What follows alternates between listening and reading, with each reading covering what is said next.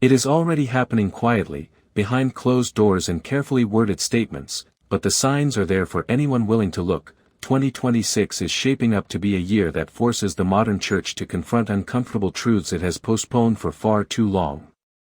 This is not a prophecy and it is not a declaration of divine judgment.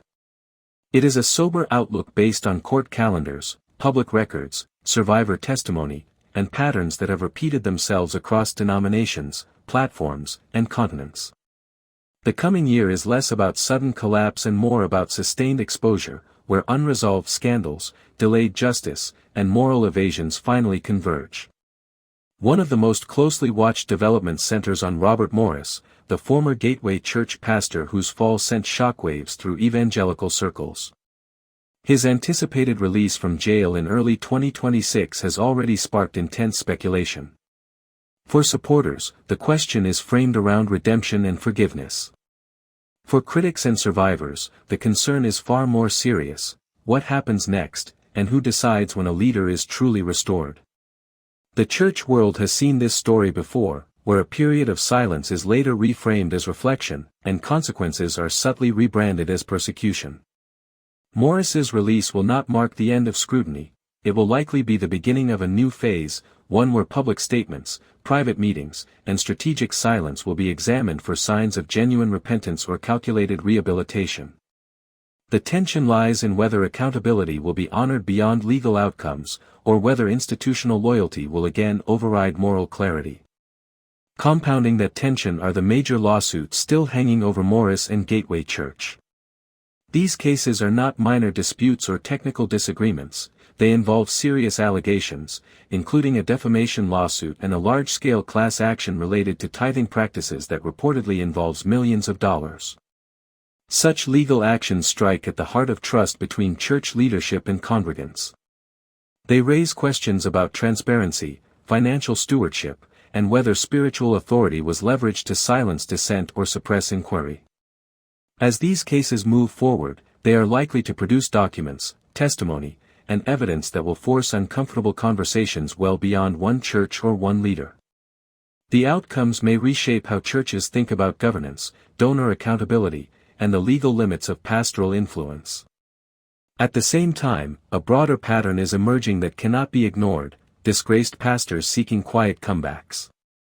Instead of returning to the pulpits that once made them famous, many appear to be pursuing less visible paths, launching online ministries, planting small churches in new regions, or rebranding themselves as mentors, consultants, or spiritual coaches.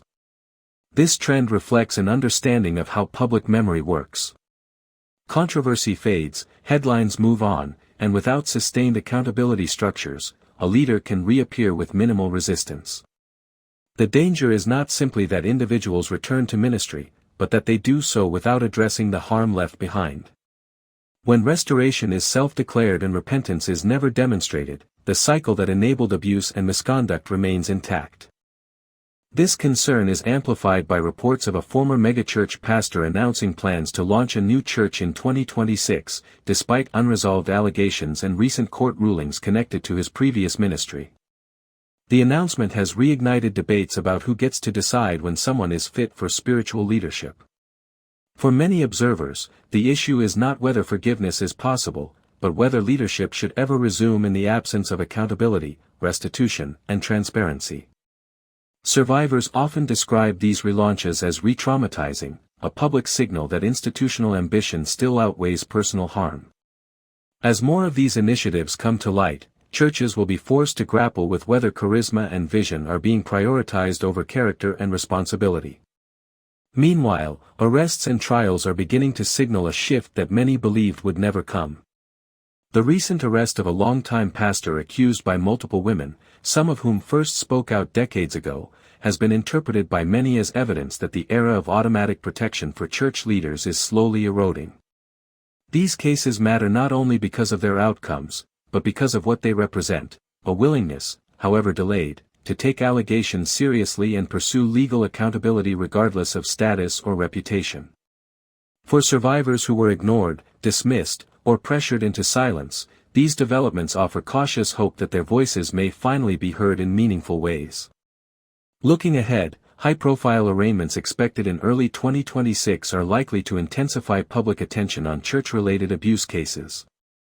One such case involves allegations of cyberstalking, surveillance, and false statements to federal authorities, all tied to efforts to intimidate or discredit accusers. These are not abstract moral failings, they are criminal accusations that underscore how far some leaders or institutions may go to protect themselves. As these proceedings unfold, they will likely draw media scrutiny and raise difficult questions about how faith communities respond when confronted with evidence that contradicts their preferred narratives. Underlying many of these developments is a growing concern that some leaders are simply waiting for attention to fade.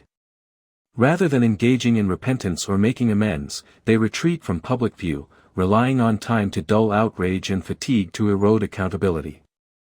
This strategy has worked before, but it appears to be losing effectiveness as survivors organize, journalists persist, and legal processes advance. The fear is that without structural change, the church will continue to cycle through scandal, silence, and superficial restoration, leaving real healing perpetually out of reach. The Christian music industry is also entering a period of increased scrutiny. Lawsuits and testimonies from former artists are beginning to reveal patterns of exploitation, coercion, and misconduct that were long hidden behind worship language and contractual secrecy. For years, the industry benefited from the assumption that spiritual messaging equated to moral integrity. As that assumption is challenged, 2026 may bring further exposure that forces labels, churches, and audiences to reconsider how power operates in spaces framed as sacred. These revelations have implications not only for artists, but for the churches that platform and profit from their work. In response to declining influence and growing skepticism, many prosperity gospel leaders are expected to double down rather than reflect. History suggests that when challenged, these figures often intensify messaging around obedience, sowing, and spiritual warfare, reframing criticism as an attack on faith itself. This approach may sustain loyal followings in the short term, but it risks further alienating those already disillusioned by repeated scandals. As financial pressures mount and audiences fragment, the contrast between authentic service and performative spirituality is likely to become even more pronounced. Adding to the uncertainty are megachurch trials involving senior leaders and, in some cases, their families, which remain delayed but unresolved. Legal delays have prolonged suffering for those seeking closure, but they have not erased the underlying issues. Courtrooms move slowly, yet the weight of unresolved cases continues to hang over institutions that once projected certainty and moral authority. Developments in 2026 could bring long-awaited clarity, whether through verdicts, settlements, or disclosures that reshape public understanding of these ministries. Taken together, these threads point to a year defined not by the end of the church, but by its testing. Exposure does not equal destruction, and accountability does not negate faith. For many believers, 2026 represents a refining season, where justice for survivors, truth-telling, and institutional reform become unavoidable. False leadership may face increasing pressure, but the broader body of faith has an opportunity to choose humility over image, responsibility over reputation, and healing over denial. The question is not whether the church will survive, but what kind of church will emerge on the other side, and whether it will finally listen to those it once silenced. If you want to stay informed as these stories continue to unfold, consider subscribing for future updates.